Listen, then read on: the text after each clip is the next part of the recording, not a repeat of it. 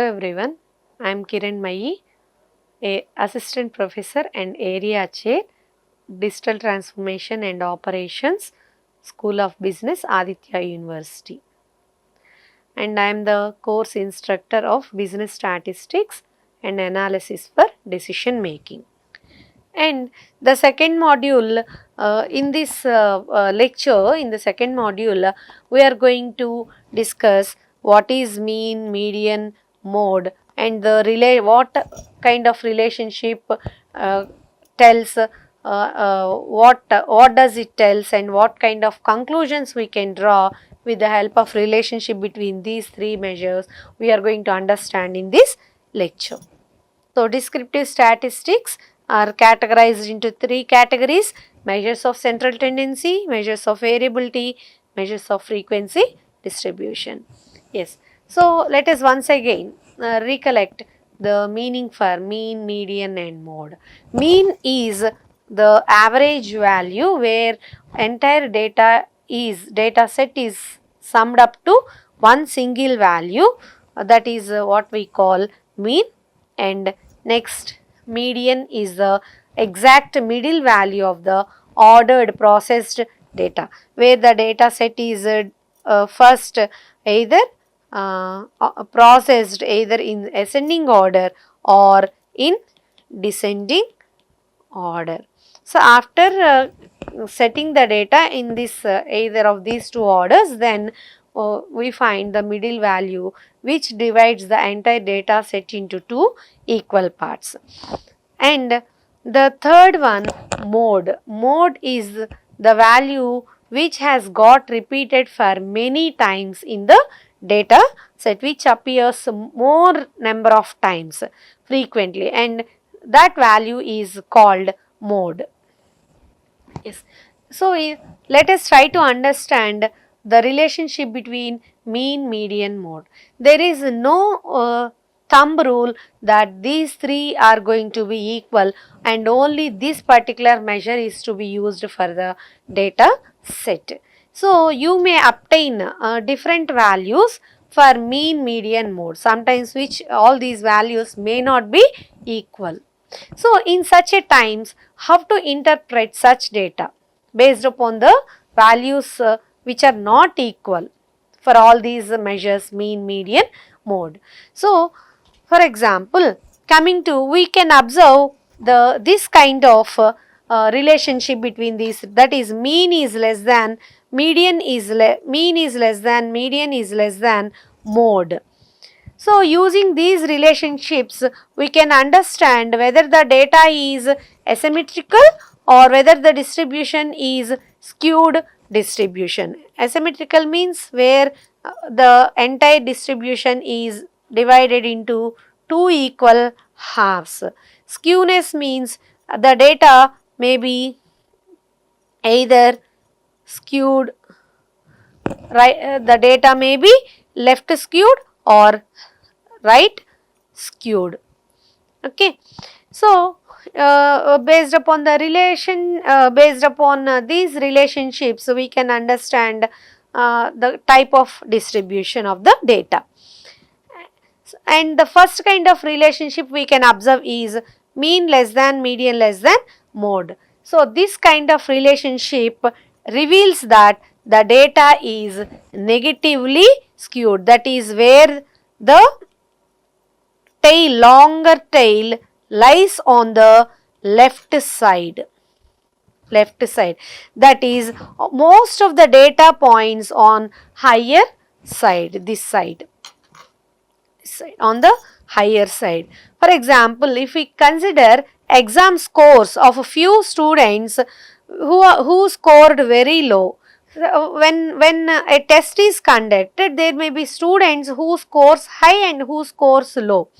So, the students who scores very low, and those are the scores which are pulling the mean down. Though majority of the scores are high, but few students might have scored low, therefore the mean value will go down.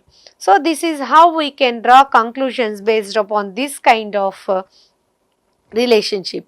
And these are the various distributions of the data points. This is called normal distribution, symmetrical distribution, where the data points are equally distributed to both sides. So, if mean is more than, if mean is greater than median, if mean is greater than median is greater than mode, then the distribution is positive. That is, the tail, longer tail lies on right side. And here where mean is less than, median is less than mode, in such a case the distribution will be negatively skewed. That is where the tail lies on the left side. That is, higher points falls on the highest side. And the other relationship we can observe among these three measures is where mode less than, median less than mean. So, in such a case we observe positive kind of distribution, positive skewness we can observe. So, that is, positive skewness means where the longer tail lies on the positive side, that is right side. That is why it is called right skewness. That is so for example, there are if we consider income distribution, there may be rich families which are earning high incomes, but majority of the families may be with low incomes. But these high income rich families, few rich families raises the mean. So, this is how we can draw conclusions using this relationship. And coming to the third one, you can also observe when for a data set, if we calculate all the three measures, all the three may be equal, that is, mean equal to median equal to mode. In such a case, we can obtain symmetrical distribution, which is called normal distribution.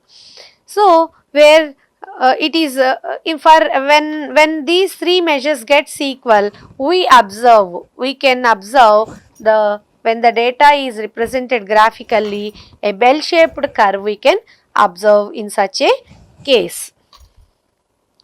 Example, heights of adults. If we measure heights of all these three measures for heights of adults, all the three measures will be equal in most of the cases.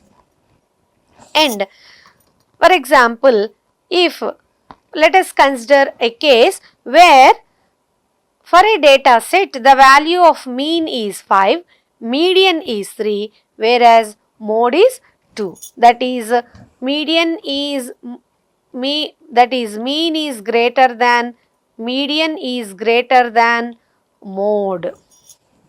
That is, we observe positive skewness for such kind of data where mean is more, positive skewness.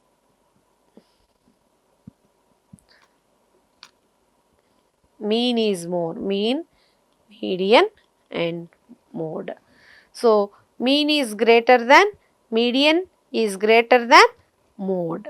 So, we can observe positive skewness for such kind of data. Coming to, and this is the thing at the first instance we can understand, but the more important part for a data analyst or statistician is the part of interpretation. For example, if we consider income distribution, so mean 3 means where the middle value, the major 50% of the people, 50% of the people earning more than 3 lakhs, 50% of the people are earning less than 3 lakhs. So, that way the entire distribution may be equally divided. And mode 2, it can be considered as 2 lakhs in case of income distribution. If we consider mode 2 lakhs represents that in the data set, in the population, majority of the people are earning 2 lakhs. That is, from the data set we can understand that there are many people who are earning incomes between 2 to 3 lakhs. But anyhow, there are also, whereas mean 5 lakhs, that is, this value denotes that all the people income is 5 lakhs. So there may be people who are earning more than 5 or more than 5 lakhs, and that is the value. There may be few high income people, and those could be the reason for the rise in mean value. Here mean is more than median and mode. That means there are many people who are earning less than 5 lakhs, but there may be few people who are earning more than 5 lakhs, and that higher value is making mean to rise. So that is how we can draw conclusions. And the same thing if we consider in case of test scores. So there may be mode. For a mode is, here in this example we considered 2. So majority of the students score in the class is 2, and some are moderate, some students rating is more or score is more. It means that majority of the students score is between 2 and 3. But anyhow, there are also students who scored more than 5. Since mean is 5, therefore there may be students who scored 5, very few students, and these few students with high score makes the mean to increase. So this is how we can draw conclusions based upon the relationships. So these are the many other examples from which we can draw conclusions. So in this lecture we understood what is mean, median, mode, and how these measures are used to understand the type of distribution, and how to interpret the relationship between these 3 measures when they are equal and when they are unequal.